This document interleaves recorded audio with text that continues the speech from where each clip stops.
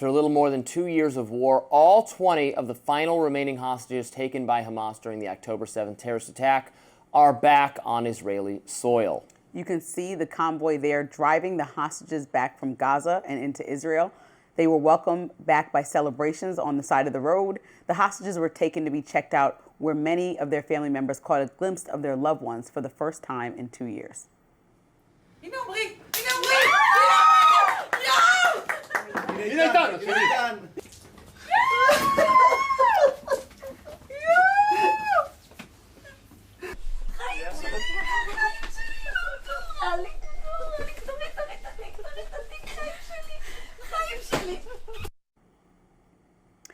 Per the agreement, 250 Palestinian prisoners and 1,700 Palestinian detainees held without charge are set to return to Gaza. That process is already underway as buses rolled into the city of Ramallah Monday morning. Meanwhile, President Trump is in Israel this morning to speak to the Knesset, the Israeli parliament. He was welcomed by a standing ovation from the members and hostage families when he made his appearance on the floor. Some even chanted his name.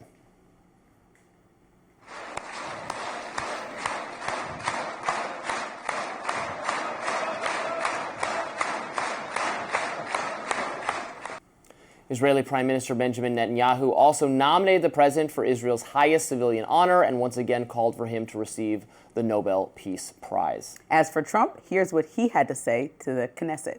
We gather on a day of profound joy, of soaring hope, of renewed faith, and above all, a day to give our deepest thanks to the Almighty God of Abraham, Isaac, and Jacob. Together we've shown that peace is not just a hope that we can dream about, it's a reality we can build upon day by day, person by person, and nation by nation.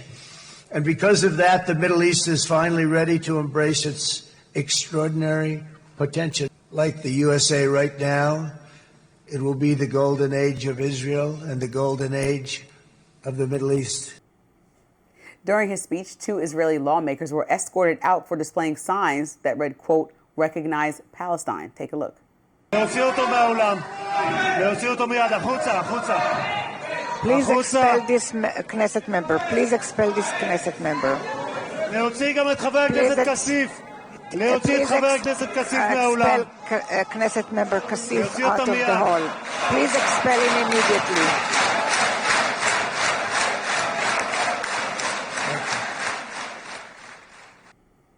Following Trump's visit to Israel today, he is set to make a stop in Egypt for a Gaza peace summit alongside more than 20 other world leaders, including French President Emmanuel Macron, Canadian PM Mark Carney, and UK Prime Minister Keir Starmer.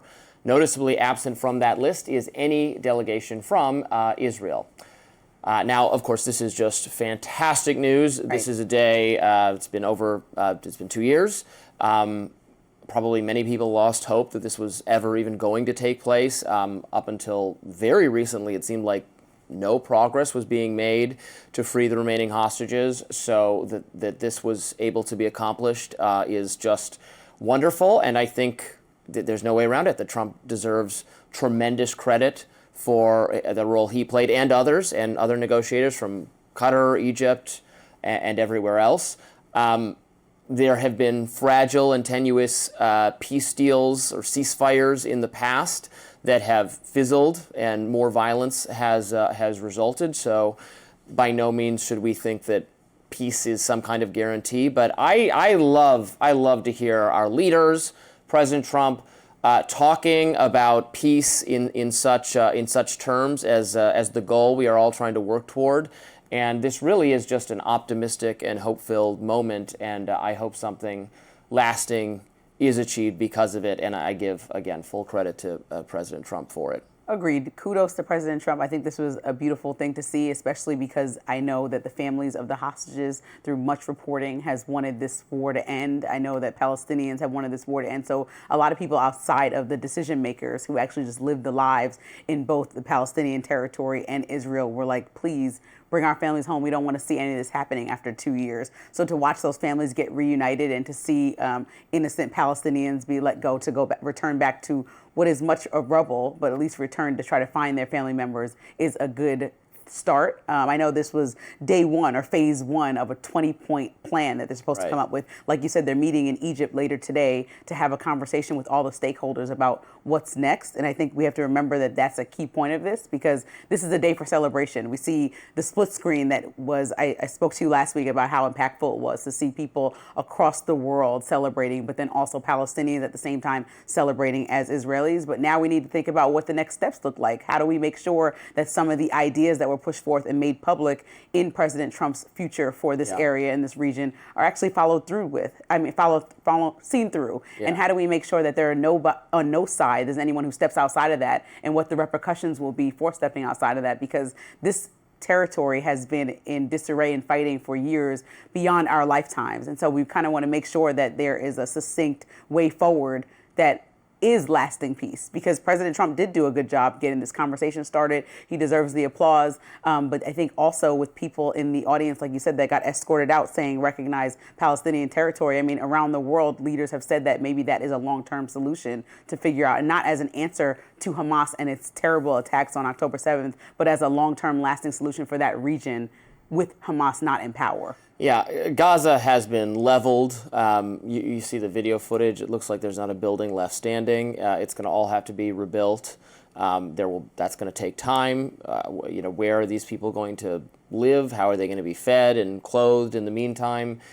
A lot of difficult questions there. Who's going to govern the Gaza Strip? It's not going to be Hamas. That's what the agreement stipulates. We'll see how Hamas takes that, or does that just mean not officially Hamas, but people who have been formerly of Hamas? Went from several leaders that were killed over the time of this war, and now there's Yahya a panel Sinwar of has been 5. killed. Yeah. Now there's a panel, reportedly a panel of 5 people running it.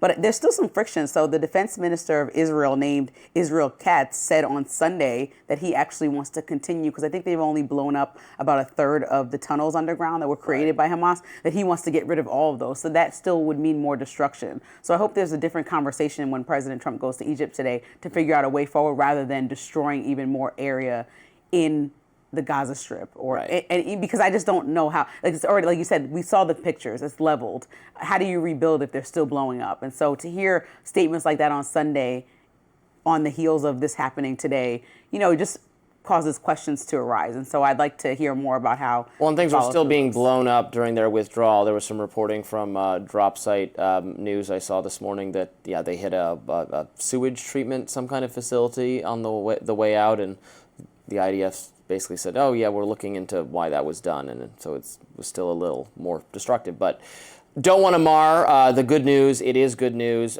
People being freed is always good. The family's very, very, very grateful this morning. You saw the images. There's more all over social media. Blessed are the peacemakers, as many people say. Yep. Quite smartly. President Trump is suggesting that Adam Schiff could be next on his list of political rivals. He wants the Justice Department to target. Up next, what he's saying about the senator from California. Don't go anywhere.